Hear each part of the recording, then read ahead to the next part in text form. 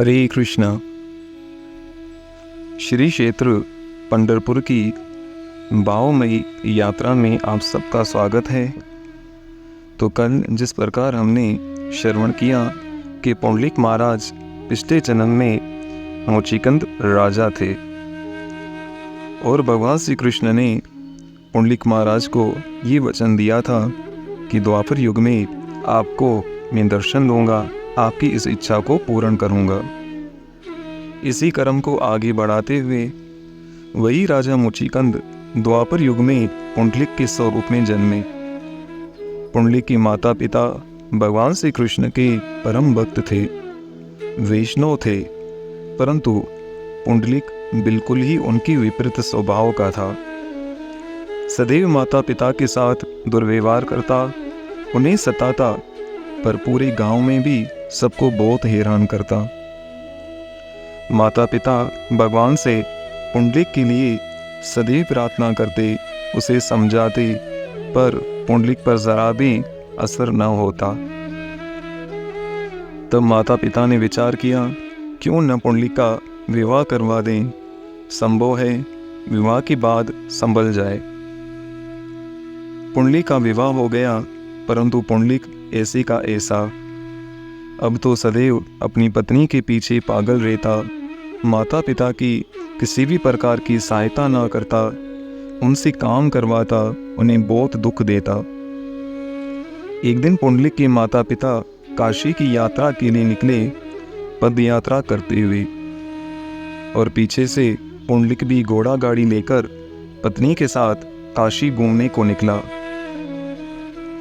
मार्ग में अपने वृद्ध माता पिता को पैदल यात्रा करते देखा, परंतु उन्हें ऐसे ही छोड़ दिया और स्वयं घोड़ा गाड़ी पर अपनी पत्नी के साथ आगे बढ़ गया। चलते चलते मार्ग में एक महात्मा के आश्रम का दर्शन हुआ, जहाँ पर सबको रुकना पड़ता था, और वो थे महान ऋषि ककुट ऋषि का आश्रम, जो कि महान वैष्णव थे। और पुंडलिक भी अन्य यात्रियों की तरह वहाँ पर रुक गया और भोर समय अंधेरे में उसने एक दृश्य देखा। उन महात्मा के आश्रम में अंधेरे में 3 युवतियाँ दिखीं, जो कि दिखने में बहुत मलिन और निस्तेज थीं। उन तीनों देवियों ने पूरे आश्रम को साफ किया, स्वच्छ जल भर के रखा, सुगंधित धूप और पुष्पों से पूरे आश्रम को स्वच्छ कर दिया। और देखते ही देखते वो तीनों देवियां एकदम पवित्र हो गईं, बहुत सुंदर दिखने लगीं, और तीनों के शरीर से दिव्य तेज निकल रहा था। पुंडलिक कुछ समझ न पाया और उन देवियों के पास गया और उनसे बात करना चाही, परंतु उन देवियों ने अपनी दिव्य वाणी में पुंडलिक से कहा कि दूर हो जाओ, तुम जैसे महापापी को हमारे यहाँ आने का कोई अधिकार नहीं। तुम दुराचारी हो, तुमने अपने वैष्णव माता पिता को दुख दिया है। तुम जैसे जीव तो धरती पर बोझ के समान हैं, और तुम जैसे जीवों के कारण ही हमारी ये दिशा होती है, हम मलिन हो जाती हैं। पुंडलिक कुछ समझ नहीं पाया कि मेरे कारण आप सबको कैसे दुख हुआ, आप कैसे मलिन हो गई। उन देवियों की दिव्य वाणी का पुंडलिक पर गहरा प्रभाव पड़ रहा था।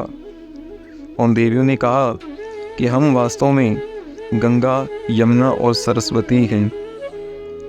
जब तुम जैसे पापी जीव हमारे पवित्र जल में अपने पाप धोने के लिए आते हैं, तो हम उन पापों से बोझल हो जाती हैं, मलिन हो जाती हैं, और उस मलिनता को धोने के लिए हम ऐसे महान ऋषियों के आश्रम में आती हैं, उनकी सेवा करने से हम पवित्र हो जाती हैं। तुम भाग्यशाली हो कि तुम्हें इस महान ऋषि के आश्रम में आने का सौभाग्य प्राप्त हुआ है। हम जैसी पवित्र देवियां भी ऐसे महात्माओं के सेवा से पवित्र हो जाती हैं, और तुम जैसे दुराचारी के दर्शन मात्र से हम मलिन हो जाती हैं। उस समय पुंडलिक उन देवियों के चरणों पर गिर पड़ा और क्षमा याचना की और कहा, मैं अपने पापों के लिए प्रायश्चित करना चाहता हूँ, आप ही बताइए मैं किस प्रकार अपने पाप कर्मों का पश्चाताप करूं। तो उन देवियों ने कहा कि तुम अपनी माता पिता की सेवा करो, वो वैष्णव हैं और वैष्णव की सेवा से भगवान जल्दी प्रसन्न हो जाते हैं। सद्गुणी बनो, किसी को सताओ मत। पुंडलिक ने वचन दिया, आगे से वो ऐसा ही करेंगे। पुंडलिक ने उस समय उन देवियों को प्रणाम किया और ऐसे में वो तीनों देवियां अंतर्ध्यान हो गई, जो वास्तव में गंगा, यमुना और सरस्वती थीं। और यहाँ पर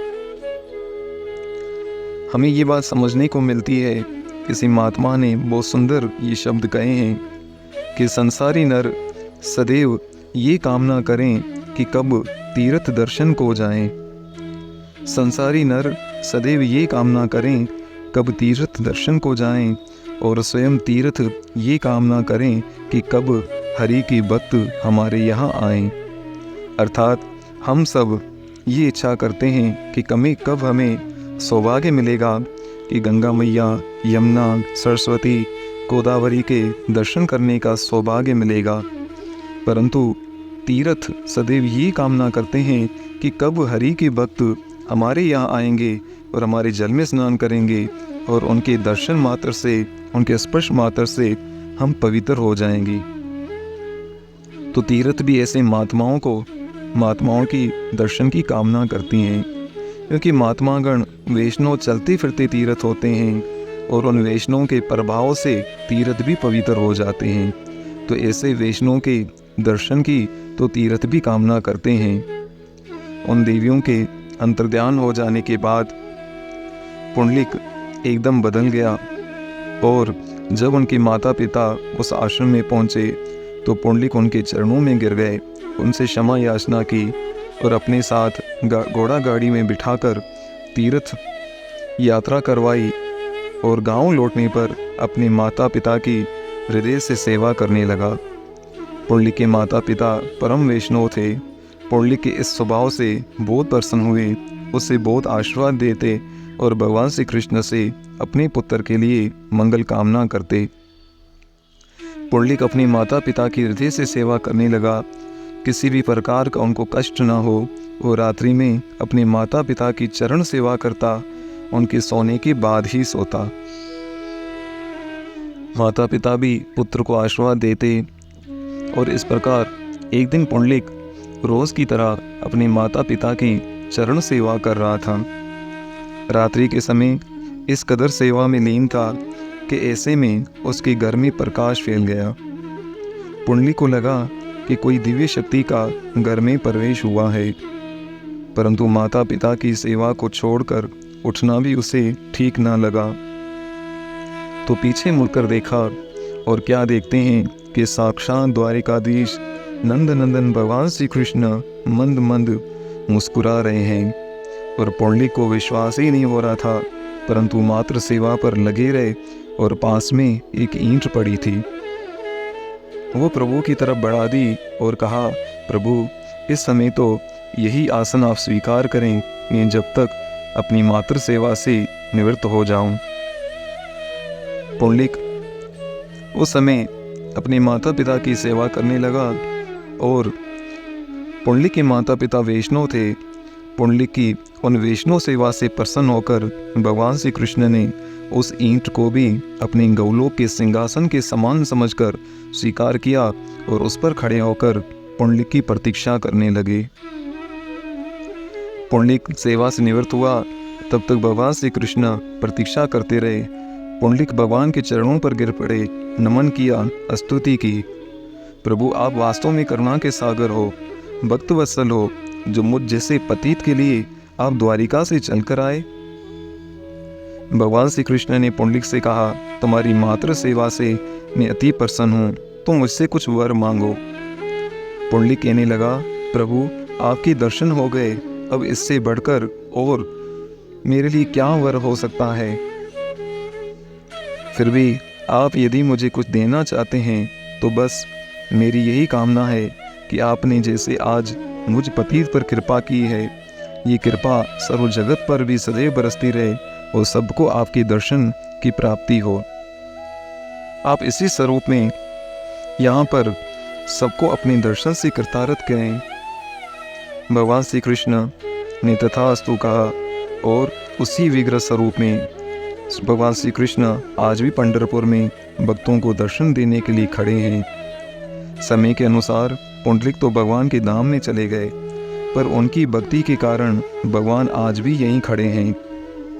भक्त पुंडलिक के कारण भगवान यहाँ पधारे थे, इसलिए इस स्थान को पुंडलिकपुर से जाना जाने लगा, जो कि बाद में पंढरपुर कहलाने लगा। भगवान श्री कृष्ण का नाम विट्ठल इसलिए पड़ा क्योंकि मराठी भाषा में ईंट को विट्ठल कहते हैं, और उस ईंट पर भगवान खड़े हो गए। ठल अर्थात खड़ा होना, इससे भगवान श्री कृष्ण विट्ठल कहलाए। और संत तुकाराम जी कहते हैं, जो मनुष्य एक क्षण के लिए भी भगवान विट्ठल की नज़रों के सामने आ गया, जिस पर भी एक क्षण के लिए भी भगवान की कृपा दृष्टि हो गई, वो जन्म मरण के चक्कर से तो छूटेगा ही, पर साक्षात भगवान के लोक में जाना भी उसका निश्चित है। तो ये थी कथा भगवान श्री कृष्ण के विट्ठल कहलाने की।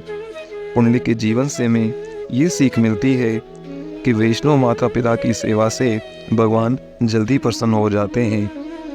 तो ऐसे पंढरपुर की यात्रा हम भाव से कर रहे हैं और अवश्य आप इसका पूरा लाभ ले रहे होंगे। और इसी प्रकार की आगे पंढरपुर में बहुत सारे वैष्णव हुए, उनके जीवन चरित्र को श्रवण करने से हमारी भक्ति में वृद्धि होगी, उत्साह होगा और हमारे जीवन जीने के लिए एक बहुत बड़ी प्रेरणा की प्राप्ति होती है। तो कल की कथा में हम श्रवण करेंगे कि जिस ईंट पर भगवान खड़े हुए, वो ईंट भी कोई साधारण नहीं हो सकती। इस ईंट के पीछे क्या रहस्य था जिसको भगवान श्री कृष्ण ने अपना आसन समझकर स्वीकार किया, इसको हम श्रवण करेंगे कल के अंक में। तो आज की इस कथा से आप ये समझ लीजिए कि वैष्णव माता पिता की सेवा करना बहुत ही मंगलकारी है और भगवान श्री कृष्ण उनसे बहुत प्रसन्न हो जाते हैं। तो इसी प्रकार भाव में भगवान विट्ठल की दर्शन कीजिए। जो भक्त पुंडलिक पर कृपा करने के लिए आए, अवश्य वो हम पर भी अपनी कृपा करेंगे। इसी मंगल कामना के साथ तब तक पवित्र नाम का जप कीजिए। हरे कृष्ण कृष्ण कृष्ण हरे हरे, हरे राम राम राम हरे हरे। आपका सेवक रामानंद राय दास। हमारे इस कथा कार्यक्रम से जुड़ने के लिए संपर्क करें व्हाट्सएप नंबर पे 9822029900। जय बापू जी, जय हो श्री पंढरपुर धाम की जय हो, श्री रुक्मणी विट्ठल भगवान की जय हो। हरे कृष्ण।